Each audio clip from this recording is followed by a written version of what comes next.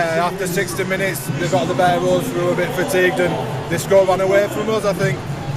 But outside of that, we got what we wanted out of the game. It was about us trying to put ourselves in uncomfortable positions to learn, and we did that. We got some of our structures in place, and we looked all right in parts.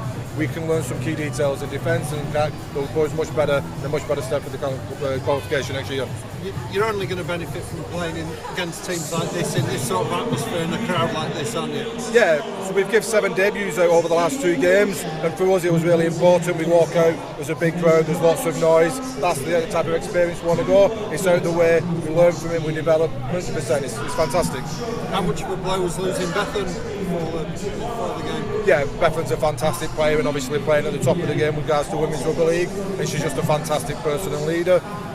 She did it the first half. We didn't know she played a full second half with her damaged ribs, and yeah, it's a real loss. And again, we've got 5 or 6 players that would have been in contention for selection, so we was a little bit light, but that shows our strength and depth. We've got players coming through to be able to compete at this level. And the player who got concussed in the first half, is she okay?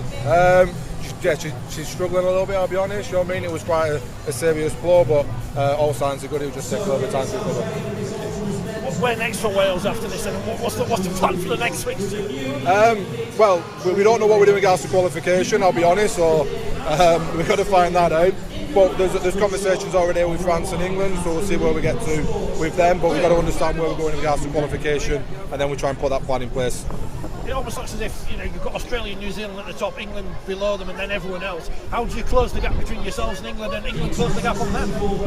That's always a challenge, and what this weekend was about for us. We played France and England, were 4th and 3rd in the world. I would have liked to be a little bit more competitive against France, I'll be honest. But ultimately, it's all about having a long-term plan internationally. So at the moment, I don't know what our next game is. Having a plan, keep on building.